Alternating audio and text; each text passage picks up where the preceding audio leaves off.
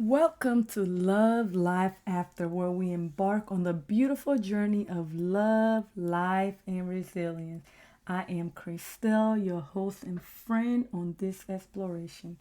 Whether you're joining us for the first time or you're a cherished member of our family, thank you for being here. On this podcast, we'll share personal tales of triumph, heartache, and the incredible transformation that unfold after every challenge. So grab your favorite glass of wine, cup of tea, or coffee and find a cozy spot and let's dive into this magic of love, life, and everything that happens after the obstacle. And remember, your story is our inspiration, and together we'll navigate this journey ahead.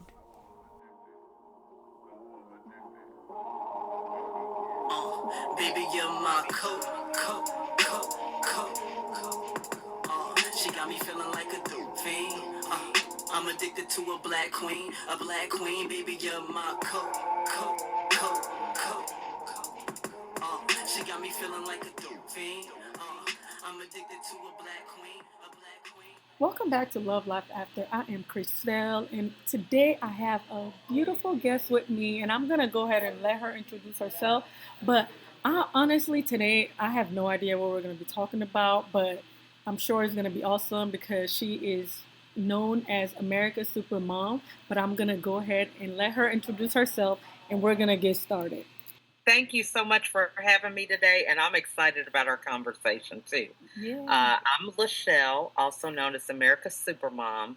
I am the mother of 15 children, and I'm a media strategist. I help you to monetize your message and create a global impact in the world through the media. So I'm excited to be here today. Wow. 15 children. Yeah, like, and 15. you had all 15. I had 13, and then two are my stepchildren. Wow, that's amazing. So I guess Mm. that's where the name America's Supermom came from. So tell me real quick, like, how did you navigate with? Because I know they're all adults now, right? No. No, we have an 11-year-old. We still have five that are school age, Wow. elementary, middle, and high school. Yeah. Wow. So how are you navigating all of this and your business, right? Yeah. Yeah. It has been a lot of ups and downs, twists and turns, I will say. First, I was an only child.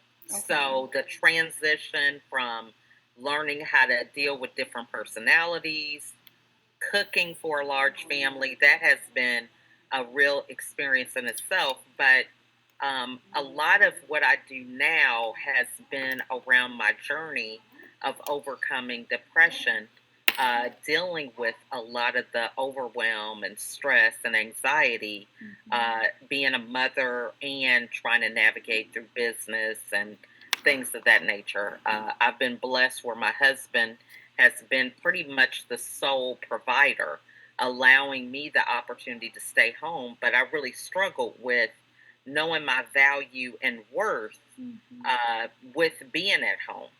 I wanted to be at home with the kids, but I felt like, I got my degree in marketing. So my husband and I met in college, but I just felt like, a lot with society is not very favorable when you stay at home. It's just not a value to that. And so I really went through periods of depression for that. And so now it makes me even more passionate to help other women with strategies on how they can navigate it with understanding who they are and the value that they're bringing to any situation, whether they decide to stay at home or to be a full-time mom. And a lot of around my brand with America's Supermom is me recognizing that I could define my own American dream. I felt like I couldn't be a mom and have a business. I had to choose between the two. But after my experience with depression and 3 hospitalizations, I've learned that, I can redefine that and I can have the best of both worlds. As you was talking, I just kept like, wow, like writing down. So as far as like the dealing with like society and what it means to be a single mom, even to the point where your husband, I don't want to say letting you, right, like Mm-hmm. supporting you to be a stay-at-home mom, and struggling with what society think. Like, how did you overcome that part of what, I guess, what we will say, like what other people think? Yeah. Well, that goes back to me overcoming my journey with depression because a Mm-hmm. lot of, first of all, when I was hospitalized for depression, it wasn't something that was on my radar, because I thought depression was somebody who stays in the bed, Mm-hmm. doesn't get Mm-hmm. up, not Mm-hmm. motivated to do anything. So the Mm-hmm. fact that I was very busy and active with my kids, with, Mm-hmm. extracurricular activities or, school functions, it just wasn't on my radar that I was Mm-hmm. actually depressed. So that's one thing that I'm very passionate about, Mm-hmm. really sharing with people that depression looks different for different people. But Mm-hmm. during that journey, I realized that a lot of that outward validation seeking came from my background of being a high achiever. So, all through my academic Mm. career, I remember reading when I was not even in school yet. I used Mm-hmm. to go to daycare, and I remember the first book that I read. So I was always on this journey of being a high achiever. And what that taught me was I just was always seeking feedback around how am I doing? Interested in my grades so that I can be on honor roll and things like that. And so when I went through a period of being a mother, you don't get that same feedback, when Right. you are being a mom. It's like, okay, nobody's patting you on the back because you didn't change 12 diapers today, or, Mm-hmm. you breastfed 3 or 4 kids, it just isn't coming. And so I had to learn how to forgive myself for the Mm-hmm. pressure Mm-hmm. that I Mm-hmm. was putting on myself in order to receive that validation or feedback from other people that were Mm-hmm. not in my shoes. Just listening to you, it kind of it has some triggers coming along with one of my previous episodes that I did was about depression, postpartum depression, having to figure out what it is like that's going on with myself, right? And not realizing that I was going in postpartum until like after the fact, well, after being in the postpartum, right? Being in the I depression. So, but I had no idea what it was for so long. I didn't know why I was feeling the stuff I was feeling until way after. Like in my adult, I had my kids in my teen. Well, not teen. I was 20 when I had still teen. When I first had my first child, and then I was 23 when I had my second child. So it was like a whole bunch of I was in it, but I didn't know why I was in it. I didn't know why I felt the way I did. So it wasn't until like later on in life when I was like realizing those things weren't normal. That's right. when therapy was able to like tell me you were in depression. You was going in depression, but I didn't have no help. I just kind of like navigate through it myself. Mm-hmm. And it put a dent on a lot of my relationship, my adult relationship with Mm-hmm. my husband and with like friends and family member. But knowing now what I know, what I would have told the person I was back then, I would have said it's okay. Like it's okay. You did not. I didn't have to put on so many hats, like trying to do everything by myself. But I allowed the depression, right, took over my life. So just, a lot of the time we don't realize that we're going through something, right? But we just kind of like push through because we feel like that's what we're supposed to do. And Mm-hmm. finding help in situations like that really allowed, it now, not back then, but now it allowed me to really like love the person I am and also forgive the person I am, So because we don't think about things like that. So I Not just want to say I applaud you, like doing it. I only did it with like two. I did it with two kids, and then I have three now. But I don't know how you manage. through all of that. So, like, I applaud you. I had to. Well, I appreciate that, and I really just say that a lot of my growth and overcoming is through my spiritual relationship, with God. My husband is a pastor, and, I know that I just couldn't make it without him. I definitely can't take credit for the births or where I'm at today if it wasn't for God. But, it reminds me that there was a phase after my depression where I volunteered for the hospital for the new moms. I would go and share resources with them, but I was very passionate about postpartum depression, that conversation, because in my last case, my daughter was like 6 months and I was going through postpartum depression. And so I don't know, there's something where you're thinking it's like an immediate thing, like as soon as you have the baby, you're thinking a couple weeks, you might go through it. But to see that it happened later during that process with my daughter, I just felt it was very important to inform people, because it's just, again, no cookie cutter way for you to be able to have that conversation. And even the point that you made about the different hats that we have. We're doing this because we are looking at a lot of what society has painted to be the picture of something. And so even when we have these emotions, we don't really understand them and cannot always put them into words. So it's like I go back and I think, okay, yeah, I should have asked for help, but I didn't even know how to ask for help. I didn't even know what I needed help with. Exactly. Right? And so it's a lot that you're trying to navigate. And I think the key to remember is that, we can empower ourselves to understand that, okay, we might wear 3 or 4 hats, but is it important for us to wear those 3 hats? Because some things, they're just not that important, and I've learned to be okay with that because it's an opportunity cost.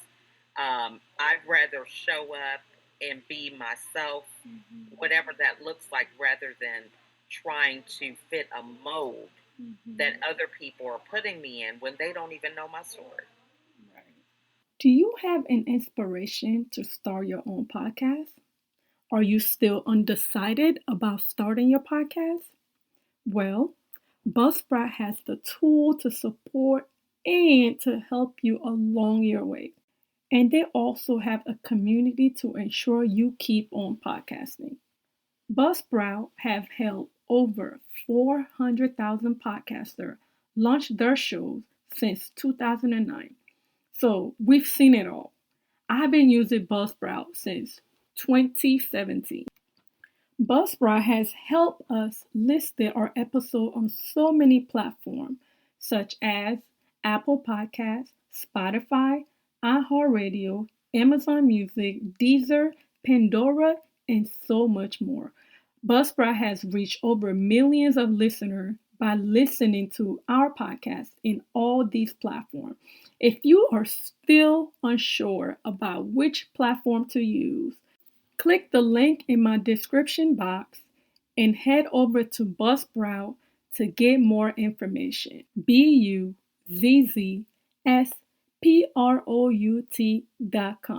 Happy podcasting.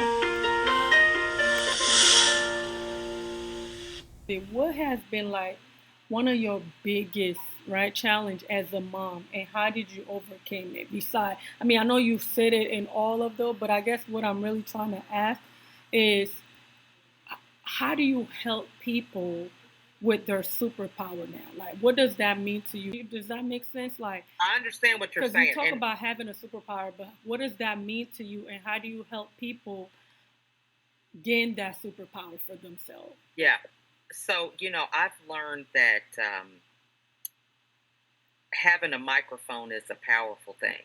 And I have been blessed to be able to use the microphone to tell my own narrative, because I feel like if we don't tell our story, somebody else is going to tell it, but they may not know what really the story is. Mm-hmm. And so the power of being able to tell my own story has allowed me the confidence to be transparent and vulnerable about things that I really struggled with. And I find that those things that I struggled with are very relatable to other women. And so it really melts the walls and, it just tears down so many things that separate me from other women. And it really bonds us closer together. Because um, for me, I get inspired when people can tell me who they are, what they went through, and how they used it. I just get fired up. And so I feel like that same thing happens with other people in my company when I tell them, hey, yeah, I learned I had to pick my face up off the floor, right? Because I was too busy trying to people please. I was afraid of rejection. I wanted to be all things to all people. I was trying to control my kids and how their life was going to be. And when I learned to let go and let God be God and me be the person to show up wherever He wanted me to, saying whatever message, life got so much easier for me. I can sleep at night. I don't have to worry about trying to do all the things. I can go on vacation. I can, turn off my computer at a certain hour and not be stressed out about trying to be all things. So that would be my answer. Yeah. So that's a lesson too, a lesson that you've learned, because you prioritize yourself. Yes. And then worrying about yourself. You're doing your traveling. You're doing your self care. You're embracing your journey and not allowing the past to define who you are right now. Yes. I love that. Yes. Good for you. So tell me a little bit about how, like, maybe not step by step, but how do somebody, if they're trying to get to where you are, right? Like, and then as far as where your business goes, how do you help them with that process? What process do you take to helping them with where they want to be right now? Yes. So when I first got out of the hospital for my last hospitalization, I went through this thinking of if I don't do something different, this is going to continue to be a cycle because at that point it was my third hospitalization. And so I got off social media. I stopped watching the news and a lot of TV, and I just really took some time to find out who I was, what my values and beliefs were. And I came up with my own signature coaching program. And so that coaching program is an acronym for the word FRESH. And so it's 5 pillars that I feel were very pivotal and still are very important for me to maintain a life depression free. So the first pillar is using fear as fuel. So I learned that if I don't do something different, this is going to be a pattern. And how many times am I going to end up in the hospital? So that fear really prompted me to do something different, to start examining, what are my triggers? What are some ways that I could start behaving in a way that's more helpful than hurtful? And so really tackling that topic head on helped me to move forward and really start getting curious about things that I could do and change. The next part was reframing my past. Before each of the hospitalizations, I would just be like, okay, I'm home. I want to forget this experience of going to the hospital and life being really bad. I want to lock that part of my story away and not even talk about it. I'm a new person. Right. I want to live this new life. But after my last hospitalization, I had to learn to reframe that story so that I could take the lessons that I learned and realize that that journey got me to where I am today, no matter how good, bad, or ugly I thought it was. And a thing that helped me with that was that I went to a vision board party after my last hospitalization, and one of the ladies was the keynote speaker. She said, well, I want to tell everybody that I used to be a prostitute. So everybody's looking around like, what? And she said, I wasn't on a street corner, but I was a single mom. I had to do what I had to do to pay my bills. Right. And she said, I can say that now because I know I'm not that person anymore. Right. And that just really spoke to me. And it was like, I'm not my past. My past has helped me to get where I am today. But I can take the lessons that I learned and it can give me even more fuel and power moving forward. So it's not a story that I'm ashamed of or feel guilty about. Now I can embrace it and share it from a vantage point of being a healed person and using the things I learned to be a strategy or a blueprint for other people to avoid. The next part is envisioning and educating yourself about your success. When I first got home, I had to have a vision board. I had screensavers on my computer, on my phone, because even though I felt that I had transformed my mindset, I still was in the same house. I drove the same car. I had the same kids, the same spouse. And so I had to learn how to keep my focus on where I was heading instead of thinking about, everything being the same, because there was some things that were different. And I had to start visualizing that in a different way. The next thing is a support group or tribe. Support is so important because you can't just say, I'm going to transform my diet if you want to lose weight, right? But what we do a lot of times is we say, you know what, I'm changing my diet. We try to pull the whole family into your diet. And a week later, fell off the wagon and everybody else has too, because you're not strong enough to carry other people when you're weak yourself. So when you have a support group, you're able to take those lessons, build on them, come back, spend time with your family, go back to your group, do the work until you get strong enough to be able to bring them along with you. And that consistency of being with your support group or community, tribe, whatever you want to call, is going to give you the building blocks and the foundation to stay consistent, even though the people around you may feel like, they don't really notice a major change. And then the last element is healing, and realizing that healing takes a lifetime. And there's different phases. So, when you're dealing with a internal hurt, nobody can see. So like if somebody injures their leg, we can tell by how they look. Some person might have crutches. Some person might be in a wheelchair. Somebody might have a brace on. Somebody might be just limping. So that physical expression allows us to see how injured they are. And we can have more patience. Oh my gosh, they're in a wheelchair, let me help them. But when it comes to our internal healing, nobody knows that. So we have to remember that healing can take a lifetime, and we have to be patient with a lot of the people that we interact with.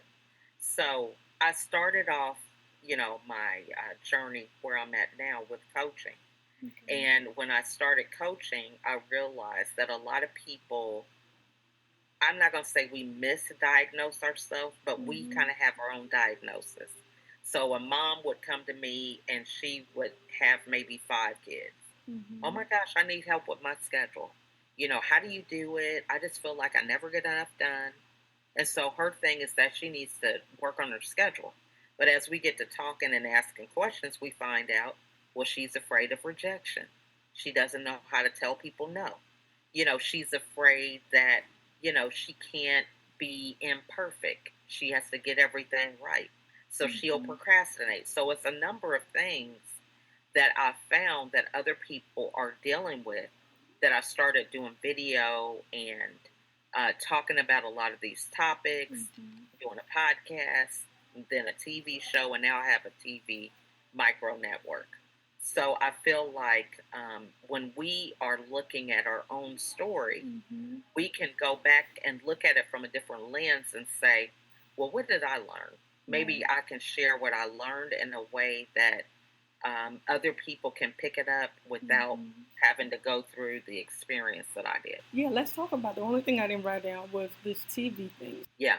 So I've been on the local news here in the Atlanta area and the national TV. I was on the Rachel Ray show at one point, and I've always had a vision to be able to empower women who look like me, because I feel like as moms, at least from the African American culture, we have grown accustomed to doing a lot of things, making something out of nothing, doing all these things to where we can be successful, but usually it's at the expense of our health.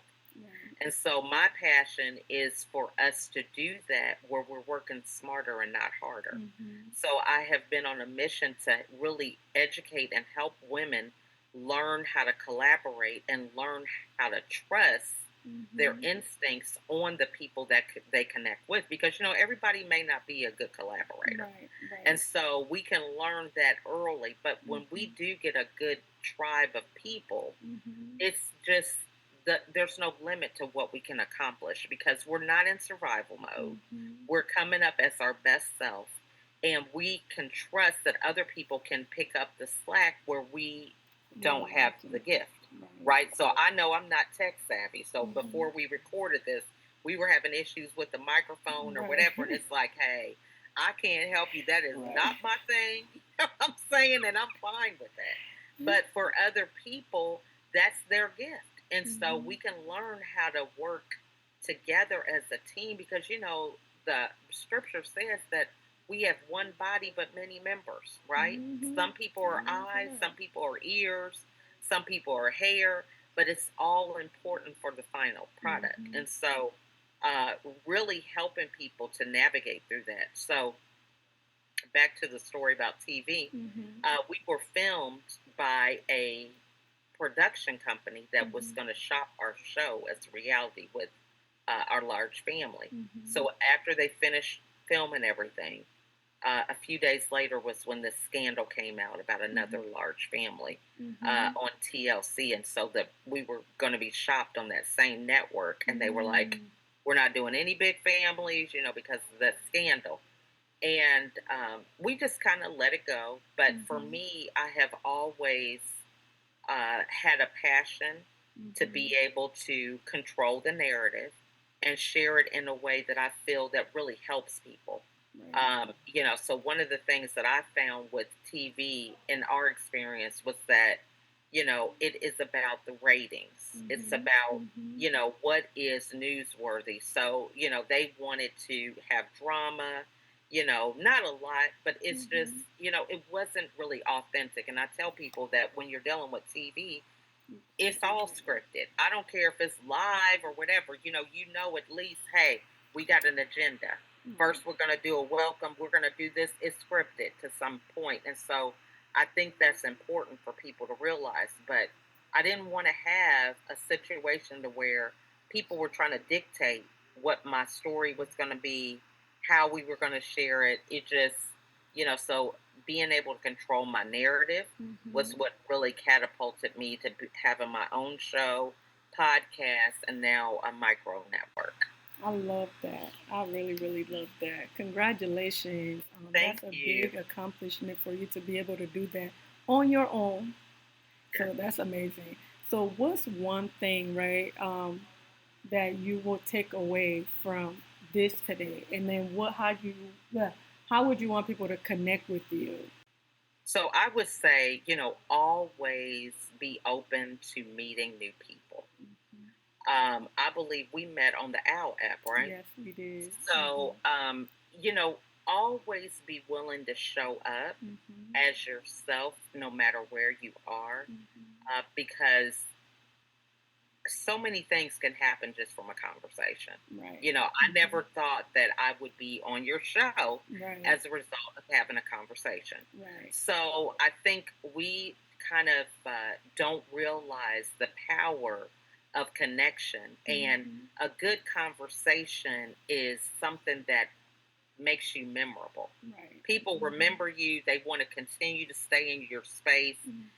So be your true self no matter where you are, because the opportunities for whatever you want to do are going to come as a result of you showing up. Right. So that is one thing. People can follow me through email. My email is info@LachelleAdkins.com. I'm on LinkedIn, Facebook, Instagram. But, some of those spaces, I show up regularly posting, but with messages, it's just better for people to email me because that's something that I check every day. I still have 40,000 emails, which is crazy.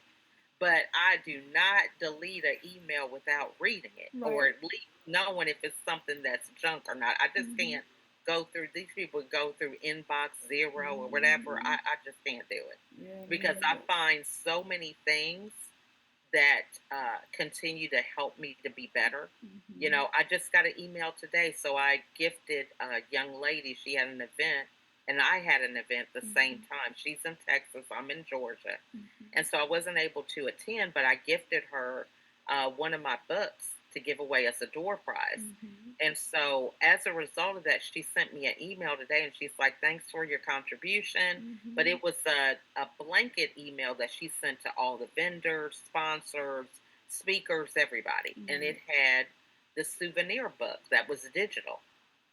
And it had my name on it. So I know she had sent it to all the people on her email list. And I'm just thinking, wow, the power of just one act of kindness, how many different platforms that can put you on just from showing up. So, just stay ready so you don't have to get ready. Show up. You never know how you're going to impact or inspire other people. That's amazing. Do you have any questions for me? Well, I would say first, thank you so much for having me. And what is it that you believe that you want your audience to get from the guests that you have on your podcast? So as far as the guests go, I want everyone that come on this platform to know that they are not alone, that whatever that they're going through, that there's other people out there that may or may not be going through the same thing. But just sharing your story will impact other people to be better, or to see it as a form of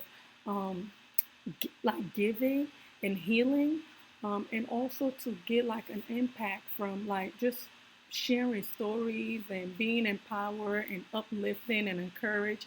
So I always want people to come on here to share their story without feeling any judgment, without feeling like somebody is punching them daily, and just be their true self. That's why a lot this season, I call it the growth season, because for so long I will edit, this is for me personally, I will edit things out because I'm like, why did I say that? And I used to be so fearful of my voice, or what other people think of me. So I decided that I will no longer let what society thinks to define me or my past.